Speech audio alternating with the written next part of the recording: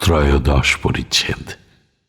মৃন্ময় আধারে চিন্ময়ী দেবী, বিষ্ণুপুরে মৃন্ময়ী দর্শন। বেলা 2-3টার সময় ভক্তবীর শ্রীযুক্ত অধর সেন ও শ্রীযুক্ত বলরাম বসু আসিয়া উপনীত হইলেন ও পরমহংসদেবকে ভূমিষ্ঠ হইয়া প্রণাম করিয়া আসন গ্রহণ করিলেন। তাহারা জিজ্ঞাসা করিলেন, আপনি কেমন আছেন? ঠাকুর বলিলেন, হ্যাঁ, শরীর ভালো আছে গো, শরীর ভালো আছে, তবে আমার মনে হয় একটু কষ্ট হয়ে আছে। হৃদয় পীড়া সম্বন্ধে কোনো কথারই উত্থাপন করিলেন না। বড়বাজারের মল্লিকদের সিংহবাহিনী দেবী বিগ্রহের কথা পড়িল। শ্রীরামকৃষ্ণ বলছেন, সিংহবাহিনী আমি দেখতে গেছিলুম। চাষাধোপা পাড়ার একজন মল্লিকদের বাড়িতে ঠাকুরকে দেখলুম। পোড়ো বিড়ি, তারা গরিব হয়ে গেছে।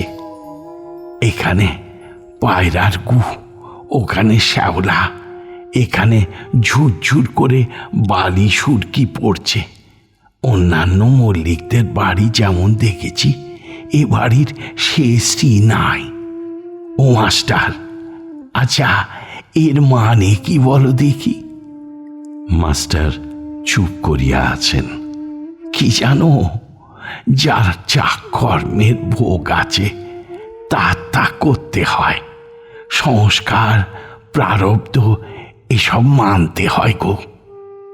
আর পোড়ো বাড়িতে দেখলুম যে সেখানেও সিংহবাহিনীর মুখের ভাব জল জল করছে। আবির্ভাব মানতে হয় গো। আমি একবার বিষ্ণুপুরে গিয়েছিলুম।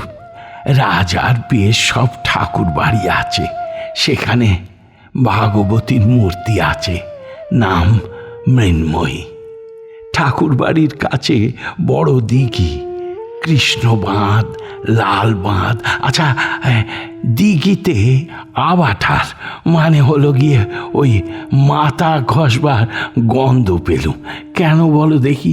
হ্যাঁ, আমি তো জানতুম না যে মেয়েরা মৃন্ময়ী দর্শনের সময় আবাটা তাকে দেয়। আর দিঘির কাছে আমার ভাব সমাধি হলো, তখন বিগ্রহ দেখি নাই। আবেশে সেই দিঘির কাছে মৃন্ময়ী দর্শন হলো কোমর পর্যন্ত। ভক্তের সুখ দুঃখ, ভাগবত ও মহাভারতের কথা। এতক্ষণে আর সব ভক্ত আসিয়া জুটিতেছেন। কাবুলের রাজ বিপ্লব ও যুদ্ধের কথা উঠিল। একজন বলিলেন যে ইয়াকুব খাঁ সিংহাসনচ্যুত হইয়াছেন।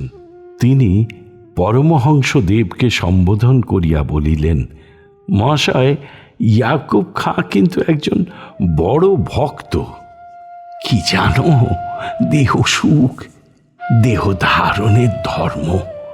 কবি কঙ্কন চণ্ডীতে আছে যে কালুবীর চেলে গিয়েছিল, তার বুকে পাষাণ দিয়ে রেখেছিল, কিন্তু কালুবীর ভগবতীর বরপুত্র, দেহ ধারণ করলেই সুখ দুঃখ ভোগ আছে। শ্রীমন্ত বড় ভক্ত। আর তার মা খুল্লনাকে ভগবতী কত ভালোবাসতেন। সেই শ্রীমন্তের কত বিপদ। মশানে কাটতে গিয়েছিল। একজন কাটুরে পরম ভক্ত ভগবতীর দর্শন পেলে তিনি কত ভালোবাসলেন, কত কৃপা করলেন, কিন্তু তার কাঠুরের কাজ আর খুঁজল না। সেই কাঠ কেটে আবার খেতে হবে। কারাগারে চতুর্ভুজ শঙ্খচক্র গাদা পদ্মধারী ভগবান দেবকীর দর্শন হলো, কিন্তু কারাগার খুঁজল না। মাস্টার প্রশ্ন করলেন, শুধু কারাগার ঘোঁচা কেন? দেহই তো যত জঞ্জালের গোড়া, দেহটা ঘুঁচে যাওয়া উচিত ছিল। কি জানো, প্রারব্ধ কর্মের ভোগ, যে কদিন ভোগ আছে দেহ ধারণ করতে হয়।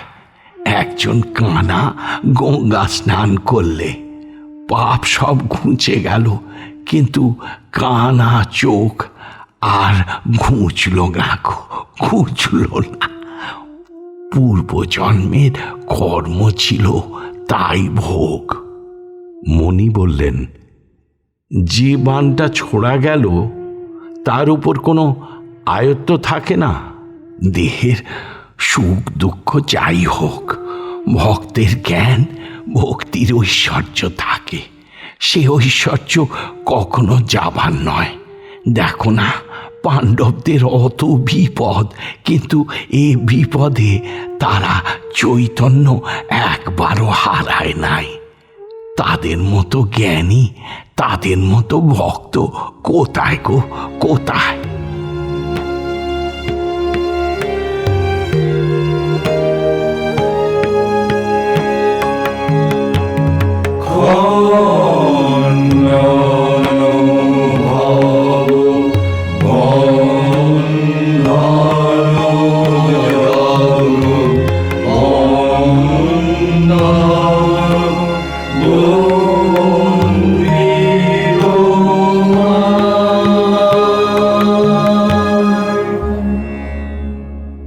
ঠাকুর ও মায়ের চরণে আপনাদের সবার মঙ্গল কামনা করি। লাইক করুন, শেয়ার করুন, অন্যকে দেখার সুযোগ করে দিয়ে পুণ্য লাভ করুন। আর সাবস্ক্রাইব করুন, বেল আইকন পুশ করুন, যাতে আমাদের পরের নিবেদনের খবরটি আপনার কাছে পৌঁছয় সবার আগে।